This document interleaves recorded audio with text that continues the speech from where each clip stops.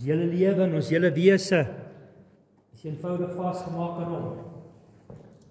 Ek gaan met jou praat oor hemelvaart, maar vanaand se diens is nie 'n gewone hemelvaartdiens wat ons net die gebeure gaan lees nie. Dit gaan ek ook doen. Maar ek wil jou uitdaag om dit wat jy gaan kry oor die diens vir die volgende 10 dae, om dit so 'n bietjie te gaan bestudeer. Om so 'n bietjie erns te gaan maak met dit, want dit is dit wat ons hier vier is een van die belangrikste Christelike dae wat eintlik bestaan. As jy sê nee, maar daar's ander Christelike dae is net so belangrik. Dit is die waarheid. Maar dit waaroor ons vanaand praat, en as ons dink aan hemelvaart, is eintlik die bevestiging van alles rondom ons Christelike lewe. Dat dit waar is en die krag daarvan. Nou jy kan saam met my lees wat Lukas 24 sê, ek gaan dit vir jou lees. En na die tyd gaan jy natuurlik soos altyd al die notas skryf. En ons gaan 'n video maak ook hiervan, want daar's mense wat gevra het vir 'n opname wat nie hier kan wees nie. So as jy gaan kyk na Lukas 24, dan lees ek vir jou van vers 50 af, maar jy moet eintlik daar lees van vers 44 af, toe hy eintlik vir die groot opdrag gee in die Lukas weergawe, dat hulle moet uitgaan en die woord verkondig, en dat hulle moet gaan wag tot hulle met krag bemagtig is, ensovoorts. En dan kom vers 50. Opskrif hier is, Jesus vaar op na die hemel. Daarna het Jesus hulle uitgelei tot by Betanië, en hy het sy hande opgehef, hulle geseën. Terwyl hy nog besig was om hulle te seën, het hy van hulle al weggegaan en is hy in die hemel opgeneem. Hulle het toe neergeval en hom aanbid. Daarna het hulle met groot vreugde teruggegaan na Jerusalem toe. Daar het hulle al hulle tyd in die tempel deurgebring en God geloof. Jy moet iets raak sien van hierdie gebeure was eintlik so geweldig, dat hulle soveel vreugde gehad het. Hulle het met hierdie gebeure soveel nuwe moed gehad. En dis eintlik wat ons as Christene, dis hoekom ek sê hemelvaart so belangrik vir ons as gelowiges, en spesifiek om daaraan te dink, van vandag af tot en met volgende week en Sondag. Hierdie hele 10 dae wat voor lê, daaroor gaan ek net nou heel wat sê, om dit jou fokus te maak op dit wat hy natuurlik vir ons gedoen het. Die ander ding is ook, ons sien hy lei hulle uit die stad uit. Nou, hy kon sekerlik mos net daar in hulle binne gesê, hoorie, ek gaan nou terug na die Vader toe, en hy kon hulle geseën het, en vir hulle gesê het, ek gaan die belofte vir julle stuur, en hy kon net eenvoudig in hulle binne verdwyn. Is dit nie so? Maar jy sien hierdie hele teofanie, theospine is 'n verskyning, hierdie iets wat hulle kan sien, die heerlikheid van God, wat hulle kan sien, en hier styg hy op die wolke in. Dit moes iets vir hulle wonderliks gewees, en ons weet ook, dit was heel waarskynlik nie gewone wolke nie, dit was God se heerlikheid. Ons gaan dit net nou ook sien. So hierdie goed het gemaak, dat hierdie ouens eenvoudig net besef het, weet jy wat, alles rondom hom moet waar wees. Hierdie gedeelte wat ons nou gaan lees, of gelees het hier in Lukas, was eintlik die einde nou van Jesus se bediening op aarde. En dit het ingelei in sy bediening nou in die hemel. En as jy nou gelees wat Handelinge 1 sê, dan wil ek dit vir jou ook lees, en daar lees ons ook van die 40 dae wat hy onder hulle was, en wat hy hulle krag beloof het, ensovoorts, en waar dit nog steeds nie lekker verstaan het, heeltemal hoe die koninkryk goed werk nie, en hulle was nog so bietjie nie idee gehad wat aangaan, en wat hy bedoel het met alles nie. En dan lees ons in vers 9, hy het dit gesê, en is toe in die hemel opgeneem. Dis nadat hy al hierdie goed vir hulle nou mooi uitgeleer het. En vir hulle gesê het, hoe hulle die woord moet gaan verkondig en hulle krag sal ontvang. Toe het hy dit gesê, en is hy toe in die hemelruim opgeneem, terwyl hulle toe kyk. Hy het in die wolk verdwyn. Toe hy wegraak en hulle nog stip in die hemelruim inkyk, het daar skielik 2 mans in wit klere by hulle gestaan. Die 2 mans sê toe, Galileese manne, waarom staan julle na die hemel en kyk? Jesus is van julle af weggeneem die hemel in. Hy sal egter net so terugkom, soos julle hom die hemel sien ingaan nie.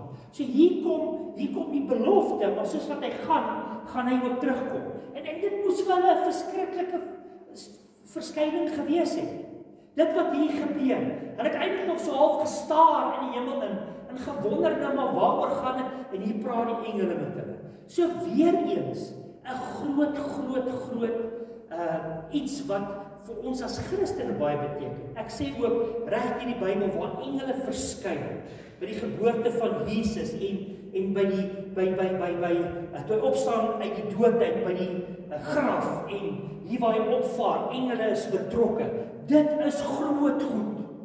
Dis goed wat merkwaardig is as hemelse magte ook deel is van so gebeure, en dit is om vir ons ook iets te sê van hierdie heerlikheid van die Here wat op ons wag en waarna ons kan uitsien.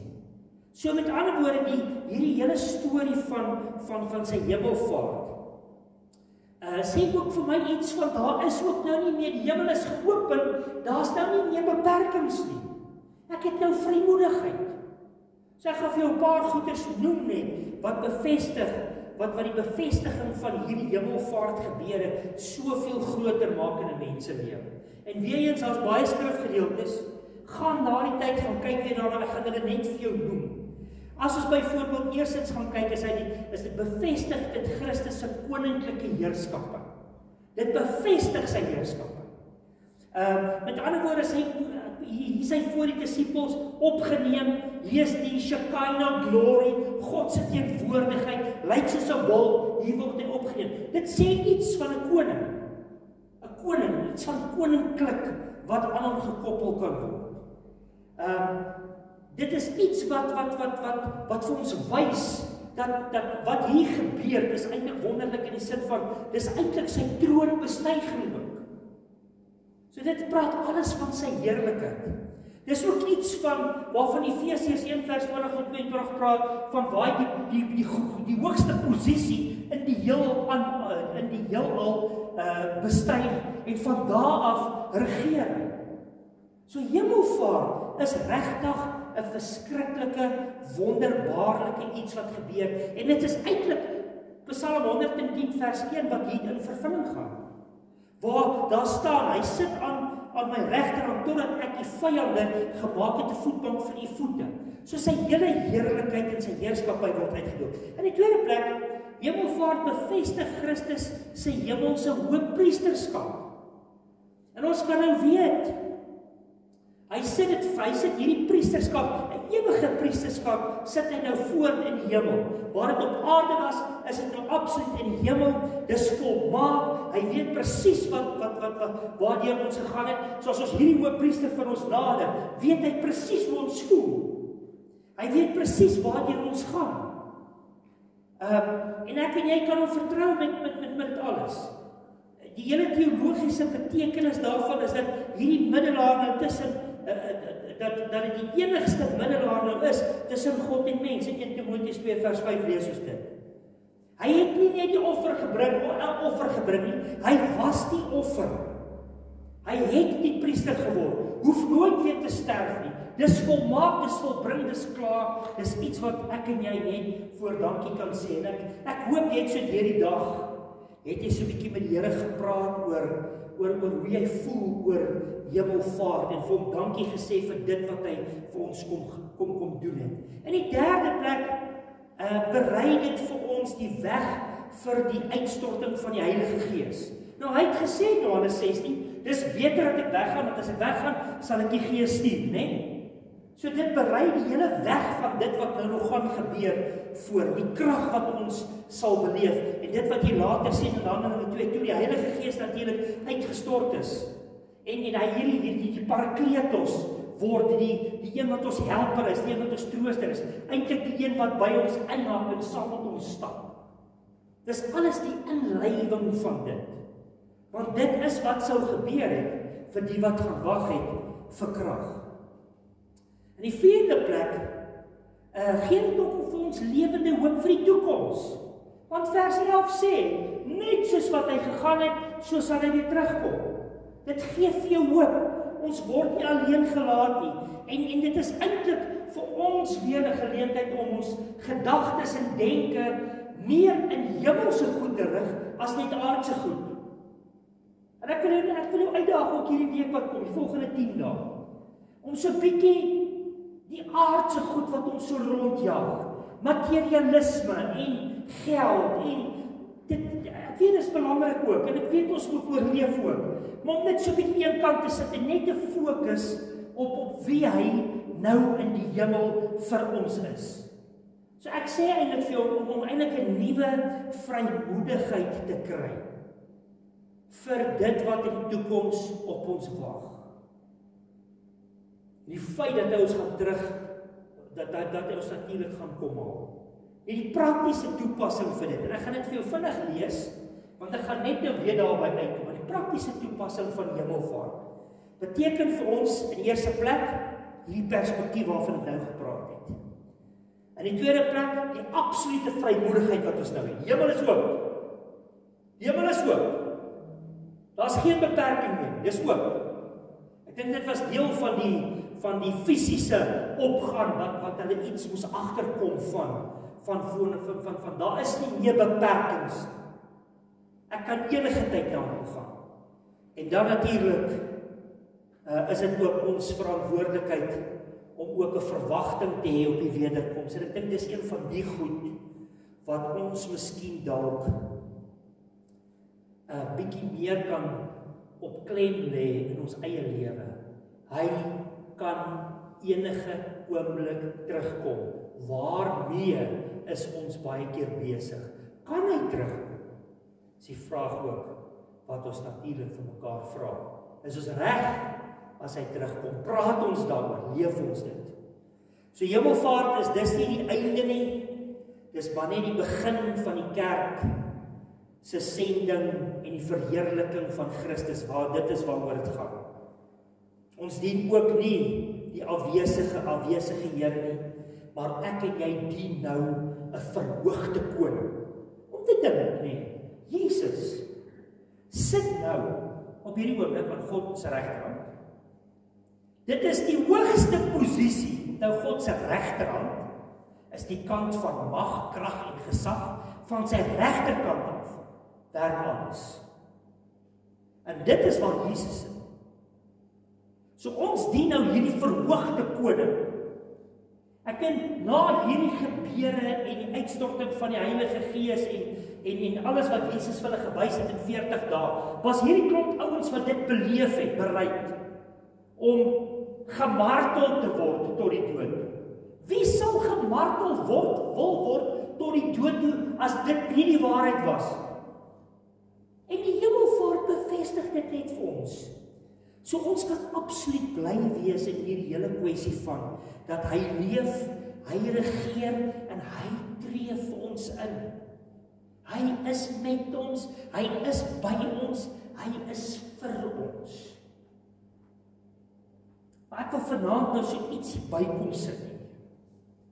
Ek wil eers nog so 'n bietjie fokus en kyk na byvoorbeeld die 40 dae wat dit gevat het van die opstanding tot en met hemelvaart.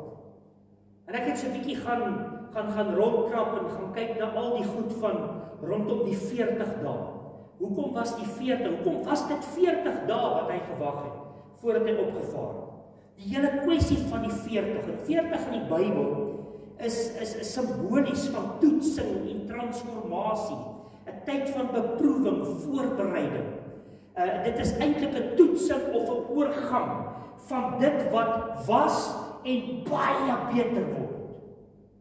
Die hele 40 storie. Want 'n mens moet dit raak sien. Handeling 1 trouens sê dit, hy het vir 40 dae, het hy kort, daar's ten minste 10 plekke wat ons kan sien in die Bybel, waar hy na sy opstanding aan mense verskyn het. 1 Korintiërs 15 sê, hy het op een slag het hy aan 500 mense op een slag verskyn. En hy het vir 40 dae gedoen. Wat sou dit beteken? Buiten dat hy wou gehaat het, die mense moet weet hy het opgestaan. Want ons weet ook in Korintiërs 15 sê, as hy nie opgestaan het uit die dood nie, was ek en jy die beklaanswaardigste mense op aarde.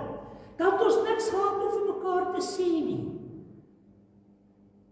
So hierdie gebeure wat plaasgevind het in 40 dae, is tot 'n historiese feit. Dis nie net ergens in die Bybel opgeskryf, om nou maar die Bybelstorie vol te maak of so iets, soos wat jy ook maar baie in baie kringe kry waar die ateïstiese ouens nou sê, nee, maar dis maar stories, is mytes, dit het nie regtig gebeur nie, dit is ensovoorts. Jesus het dit kom wys, hy het dit kom bevestig. Die eerste 40 dae, waarvan ons natuurlik lees in die Bybel, is met die sonvloed, toe dit 40 dae en 40 nagte aan mekaar gereën het. Die betekenis van hierdie 40 dae was 'n tyd van oordeel en reiniging, om die aarde te suiwer van boosheid. Daai hele 40 storie van die vloed. Toe Moses in die tweede plek vir 40 dae en nagte op die berg was. Dit was 'n tyd waar hy 'n ontmoeting met God gehad het en waar die Here goed aan hom openbaar het, en dit was die voorbereiding vir sy geestelike leierskap. 40 dae. Die volgende ene is die Israeliete wat vir 40 jaar in die woestyn moes wees volgens Numeri. Vir 40 jaar het hulle rondgeswerf in die woestyn. Die betekenis daarvan was 'n toets van gehoorsaamheid en reiniging van die volk na hulle ongeloof. En ons weet, die wat die eerste 40 jaar ingegaan het nie die beloofde land gesien. En hulle was vir nog 40 jaar daar, met die volgende geslag. So mense moet hierdie goed, dit is 40, dit werk alles in 40's. Ons sien dit ook natuurlik in Jesus se 40 dae wat hy gevas het en in die woestyn was, wat ook 40 was. En die betekenis was die voorbereiding vir sy bediening, die tyd van versoeking en geestelike oorwinning. Wat maak mense as jy nou beleef jy's in 'n 40 dae van, kom ons sê, 'n beproewing en goed? Doen presies wat Jesus gedoen het. Hy het die woord self gebruik, die vyand het die woord teen hom ook gebruik, maar die man wat elke keer gesê, daar staan geskrywe. Dis tyd om in die woord te bly, dis tyd om in die woord te wees. Heel dit, as jy dalk so belewenis het. Ons gaan kyk na Jona se storie. Jona moes vir 40 dae lank, moes hy het gepreek gesê, oor 40 dae sal alles vernietig word. Met ander woorde, in hierdie 40 dae was daar 'n kans tot bekering. Dit was 'n afgemete tyd van God, van genade, net voor sy oordeel. En ons weet, hulle het tot bekering gekom, nee. Dit was ook in 'n 40 dae tyd, wat afgespeel het. En dan natuurlik Jesus se 40 dae tussen sy opstanding en sy hemelvaart, soos wat Handelinge 1:3 vir ons sê, waar hy homself moes toon. Dis eintlik 'n tyd van die openbaring van wie hy is. En toe hy opvaar, die bevestiging dat dit waar is. Alles rondom hom. So ek kan sien, hierdie hele storie van die 40 speel nog 'n groot rol. 'n Tyd van toetsing en voorbereiding, geestelike transformasie, 'n afgemete tyd van genade. Dink nou weer aan Jona se storie en die oorgang van een seisoen na 'n nuwe seisoen. Ek prys die Here vir die nuwe seisoen wat ons as gelowiges deur die Heilige Gees met die uitstorting van die Heilige Gees kan beleef. En is dit wat ons kan opgewonde maak rondom die hele kwessie van sy hemelvaart. Dit is eintlik 'n God-gegewe seisoen, nie net 'n getal. Word dit nie net aan 'n ding as net 'n getal, dis 'n tyd van beproewing, 'n tyd wat 'n mens verander word. Is eintlik iets soos 'n profetiese voorbereiding. Die hele kwessie van die 40 dae. Miskien is dit ook iets wat jy al beleef het. Ons hoor baie keer mense sê, ja, ek beleef 'n woestyntyd. Het jy al geestelik droog gevoel? Het dit al vir jou geestelik gevoel asof jy, weet jy wat, ek bid, ek gaan kerk, ek lees Bybel, maar ek kry niks, ek voel niks, ek beleef niks. Jy dalk al so belewenis gehad? Ek het vanoggend, dit is so bevestiging op die woord, vanoggend lê ek so in die bed, en word wakker. En gewoonlik as ek wakker word, dan praat ek onmiddellik met die Here, en dan ervaar ek iets van sy teenwoordigheid. En vanoggend, ek het vanoggend toe kry ek niks. En ek sê nogal vir myself, ek kry niks, ek voel niks, ek nie net voel nie, maar ek beleef niks. Vir 'n oomblik. En ek sê nie ek is nou in 'n tyd van daai, maar dit is soos 'n net bevestiging is dat ons moet praat oor dit. Praat oor geestelike droë tye in jou lewe. Praat oor tye wat jy swaar kry. Maar moenie onttrek nie. Want dit is die probleem as 'n mens begin onttrek. Onthou die Heilige Gees is toe uitgestort, né? En ons is met krag ons het die krag ontvang. Toe gaan kyk ek bietjie verder. Die 10 dae tussen Hemelvaart en die uitstorting van die Heilige Gees, presies 10 dae. Nou die getal 10 in die Bybel in die Bybelse konteks praat van volledigheid of orde. Dit praat van gesag en verantwoordelikheid voor God. Dit is waarvoor die 10 staan. Ons kan byvoorbeeld hier dink dit wat eers by jou kop opkom is die 10 gebooie. Eksodus 20. Want dit gaan oor goddelike orde en God se gesag. Nou ek wil vir jou sê, die 10 gebooie, as almal op aarde, net die 10 gebooie uitgeleef het ons geen probleme gehad. As elke regering wat bestaan, die 10 gebooie gevat het en deel gemaak het van 'n land se grondwet, en volgens dit was daar geen moeilikheid. Dink bietjie daaraan. Want dit gaan baie weier as daar's net een God. Voor hom alleen moet jy bid. Jy mag sy naam nie eintlik gebruik nie. Onderhou die Sabbat, en ons weet die Sabbat onderhouding is in Jesus vervul. Dis hoekom ons nie meer die Sabbat hou nie. Want Sabbat beteken eintlik net rus, en ons rus is nou nie meer 'n dag nie, dis 'n persoon, dis Christus. So as Christus jou rus is, onderhou jy die Sabbat. Ons kom in elk geval Sondag by mekaar, die eerste dag van die week is, wat eintlik die viering van die opstandingsdag van Jesus is. So is alles deel van die 4de gebod. Eer jou vader en jou moeder. Jy mag nie doodslaan nie. Jy mag nie egbreek pleeg nie. Jy mag nie steel nie. Jy mag nie begeer of lieg nie. Of nie, jy mag nie vals getuienis, met ander woorde lieg nie, en dan mag jy nie begeer. Nou kom ek sê vir jou, as ons dit gedoen het, was alles uitgesorteer. So dat God is 'n God van orde en gesag. En daai reëls wat hy gegee het, was nie om ons te beperk en ons spruit te bederf nie. Dit is eenvoudig om ons te beskerm. Dit net gegaan aan jy mag nie egbreek pleeg. Dis nie, ek is nou kan ek nie, ek is nou maar, ek sit nou maar. Dis nou maar hoe dit is. Daai tipe die Here weet, as daar egbreek is in die huwelik is daar moeilikheid. Hy weet dit. Sy beskerm jou, dis nie hoorie. Dis net, trek die lyne vir jou nader nie, of beperk jou nie. Binne daai reëls kan jy vrylik leef, want hy beskerm jou as hy sê moet jy egbreek pleeg. En so kan jy elke gebod vat. Die volgende een is, byvoorbeeld 'n tiende. 'n Tiende is 'n deel aan God. Malagi 3:10 sê, bring al die tiendes na die voorraadkamers. Ek weet net 'n tiende byvoorbeeld simboliseer dat alles aan God behoort, maar hy vra slegs gedeelte as teken van wat? Eerbied en afhanklikheid. Ek het Sondag ook gesê, 'n broer het eendag vir my gesê, al hoekom hy gee, is dit help omdat hy nie gierig moet word. Maar is ook 'n tiende, 'n 10% wat hy vra. Die 10 plae oor Egipte. Die 10 plae oor Egipte, jy kan gelees in Genesis 7-12.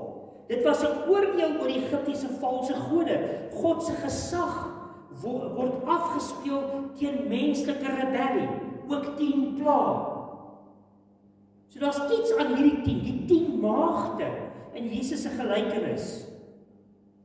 5 was wys, 5 was dwaas gewees. Die hele storie van die 10 wat spreek van gereedheid en waaksaamheid. So mense sien iets aan 'n 10. Dan onthou, God is 'n God van, hy's 'n God van orde, of hy's ordelewend. Hy hou nie van chaos nie. Hy werk nie in chaos nie. Hy orde. En hierdie orde wat hy bring, is baie keer in prosesse. Lewensprosesse, seisoene, kry seker goed reg, een ding voor die ander ding. Alles werk aan die einde vrug ten goeie mee vir die wat hom liefhet.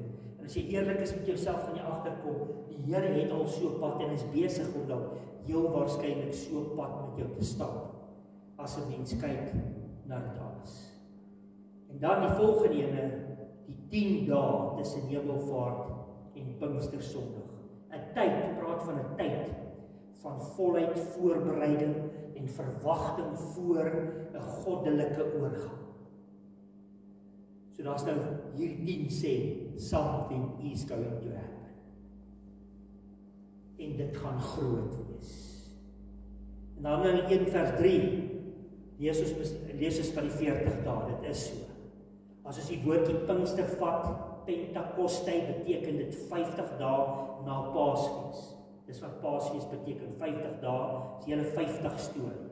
So dis die 40 plus 10. Daarom is die 10 dae tussen Jesus se Hemelvaart en die uitstorting van die Heilige Gees op Pinksterdag vir ek en vir jou so belangrik. As jy wil hê iets wonderbaarliks geestelik moet gebeur met jou, of jy die begeerte vir iets wonderbaar, dan is dit juis hierdie tyd, van vandag af tot volgende Sondag, wat 'n magtige verskil in jou geestelike lewe kan maak, as jy dit ernstig opvat. En ek wil jou absoluut bemoedig om dit te doen. Hierdie 10 dae beteken 'n tyd van oorgang tussen die ou en die nuwe bedeling, soos ek klaar gesê het. Met ander woorde, Jesus se fisiese teenwoordigheid word nou aan die einde van die dag sy permanente inwoning deur die Heilige Gees. Dis alles wat in hierdie 10 dae die voorbereiding daarvan is. Die disippels is nou tussen die verlede beloftes, toekomstige vervulling, alles in hierdie 10 dae. So hierdie 10 dae simboliseer hier 'n volheid van wagtyd voor God se volmaakte tyd om sy Heilige Gees uit te stort. Baie jare terug. In die AGS was daar die week voor Pinkster, het hulle spesiale wagdienste gehad. Hulle het wagdienste gehad, dit was bidure. Waar het gewag, het eenvoudig gewag, soos wat disippels eendragtig saam gebid het en gewag het vir die uitstorting van die Heilige Gees. So hierdie volgende 10 dae kan vir jou ook, en ek wil jou absoluut bemoedig om vir jou te sê, maak dit vir jou 'n wonderlike 10 dae. Ek gaan ook op die groepie gaan ek soos in elke dag van môre af so ietsiekie gedagte vir jou gee wat jy kan implementeer prakties om dit ten volle te beleef. In die tweede plek beteken hierdie 10 dae tussen Jesus se Hemelvaart en natuurlik die uitstorting van die Heilige Gees. Dis tyd van intensiewe gebed en toewyding. Bid bietjie meer. Vertrou die Here bietjie meer. Handelinge 1 vers 14 lees ons dat hulle het almal eensgesind volhard in gebed. Dis wat hulle gedoen het. En absoluut, die Here het gesê, wag, hulle het absoluut dit ernstig opgeneem. Daai 10 dae was nie passief nie, dit was aktiewe gebed, verwagting, toewyding. En ons sien baie keer werk God so met ons, nê? Dat God baie keer, dit wys baie keer dat God se geskenke dikwels kom na 'n tyd van geestelike voorbereiding. Weet jy of jy al agtergekom het, die Here antwoord seker gebede vir mense baie keer vinnig. En dis wonderlik as dit gebeur, want dit is vir jou. En dan is daar baie keer 'n tyd wat hy bietjie, hy stap 'n pad met jou, daar's 'n seisoen wat hy met jou stap. Wat hy seker goed vir jou begin oopmaak en bevestig. En hy doen dit oor en oor. En dan begin jy seker goed raak sien. So as dit kom by God en sy goed, moenie haastig wees. Vertrou die Here. Dis wat ek vir jou vra vir hierdie volgende tyd. En laastens, dis 'n tyd van gereed maak vir vuur en krag. Maak jouself reg vir vuur en krag. Handelinge 1 vers 8 sê, julle sal krag ontvang wanneer die Gees oor julle kom. Ons ken dit baie goed, nee. Die disippels moes met ander woorde hulle hart gereed kry vir wat? Vir die ontploffing van die geboorte van die kerk waarvan ek en jy deel is. Ons sit nou in hierdie kerkbedeling as gevolg van Hemelvaart. Die feit dat hy weggegaan het, die feit dat hy beloof het, hy sal die Gees uitstort. Wat het die Gees uitstorting gemaak? Dit het lewens verander. Wat het hierdie ouens gedoen? In die eerste rit was dit nogal taamlik moonlight en roses. Die kerk het gegroei, man. Hulle het by mekaar gekom, hulle het lekker saam geëet, brood gepreek en lofliedere gesing en alles tot die eerste Paul Polyfangstrike natuurlik die eerste vervolging kom. En wat gebeur? Hulle spat uit mekaar uit en van daar af is tot ek en jy gelowiges vandag.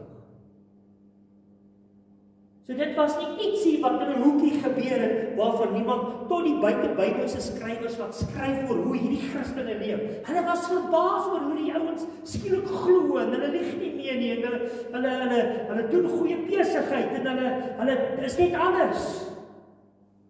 As gevolg van die impak van dit wat Jesus en die Heilige Gees op hulle gehad het. My gebed is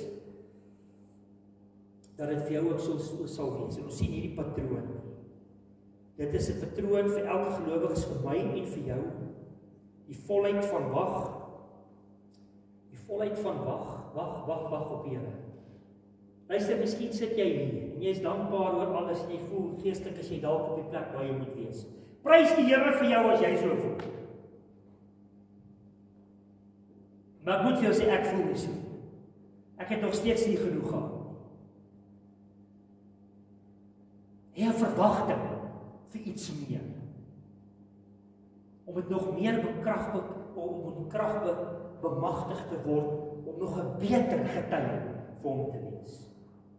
Kry daai begeerte, soos 'n patroon van wag, oorgawe in gebed, en dan die ontvang van die uitstorting van die Heilige Gees, die krag. Net opsommender gewys, wil ek gou vir jou weer die praktiese toepassing gee. Nadat ek al hierdie goed vir jou gesê het, so na Hemelvaart, kom ons leef met ander woorde, met 'n meer hemelse perspektief. Ons oë gefestig op hom. Kom ons gaan elke dag vir die volgende 10 dae, met vrymoedigheid, na ons Hoëpriester. Dan is daar goed in jou lewens waaroor jy skuldig voel, sorteer dit met hom uit, weet jy wat, hy weet dit in elk geval. En hy ken jou beter as wat jy jouself ken. En die laaste ene is, kom ons kry 'n nuwe verwagting vir sy wederkoms. Ja, Here, kom. Soos wat ons in die einde lees van Openbaring. Kom elke dag opnuut in my lewe. Kom maak my elke dag vol. Baie interessant as jy gaan kyk na Efesiërs 5 vers 18. As hy sê dat ons moet voortdurend vervul word, volgemaak word deur die Heilige Gees. Nou ons weet, as jy wedergebore word, het jy die Gees, jy het die volle Gees. Jy kry net 'n stukkie van die Heilige Gees en dan word dit meer. Ons weet jy het dit reeds ontvang. Maar as jy daai gedeelte, as jy gaan kyk in die Griekse grammatika, praat dit eintlik van 'n herhaaldelike vervulling met die Gees. Elke dag. Een van die bronne wat ek gelees het, sê dit kan tot paar keer op een dag gebeur. Die vervulling met die Heilige Gees. So dit beteken net aan die einde, jy klaar die Gees. Maar daai intensiteit van sy teenwoordigheid, om dit elke keer net weer en weer te beleef. En weet jy wat gaan dit doen? Dit gaan maak dat ons nie die vlees en hierdie goed so sal voer in ons lewens.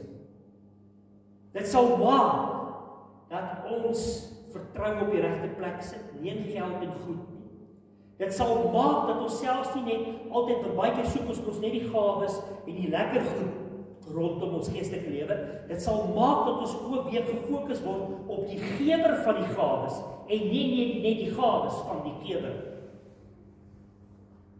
Dit sal ook maak dat jy sy stem beter sal hoor en om elke liewe dag van jou lewe meer intens te beleef. Ek het uit my eie besluit vir myself dat dit is wat ek die volgende 10 dae gaan ek meer tyd spandeer. En ek spandeer altyd baie tyd, maar ek wil meer tyd spandeer aan die goed rondom die God is en dit wat hy doen in my lewe en in ander se lewe. En jy kan verseker wees van een ding. Ek bid vir jou. Ek bid vir jou. Ek bid vir elkeen wat hier is. Ek bid vir die wat ook nie is nie, die wat net die video daar gaan kyk of die goed op die kerk se groep gaan kry. Ek bid dat iets sal draai in jou gees rondom wie hy werklik vir jou is en mag jy dit saam met my ook so beleef. Soos wat hy ons op sy genade gee en volmaak met die gees elke liewe dag. Ons bid saam. Dankie Hemelse Vader dat ons so as gelowiges byeen kon wees. Dankie Here vir hierdie wonderlike dag wat ons kan vier as Hemelvaart. 'n Dag waarin ons net weer nuwe moed kan kry. Here, ek bid vir my boeties en sissies, as daar enige iets is wat blokkeer, iets keer om hierdie volheid daarvan te beleef, dat dit weg sal gaan in die naam van Jesus. Ek bid vir elkeen Here hierso om en myself om die regte besluite elke dag te maak, om eerder te fokus op dit wat in die hemel is, as net die gesoeg en gesweet op aarde. En dankie ook Here dat ons dit nie vir onsself sal hou, maar dat ons daaroor sal praat, oor ons waar ons beweeg. Want dis waarvoor hy vir ons krag gegee het. In die naam, hoe elke naam, die naam van Jesus. Ek gaan jou geleentheid gee, net daar waar jy sit, terwyl die oor toe is. Miskien is daar so 'n paar goed wat jy met die Here moet uitsorteer. Het jy begeerte om hierdie goed te beleef? Kom ons praat vir 'n paar oomblikke.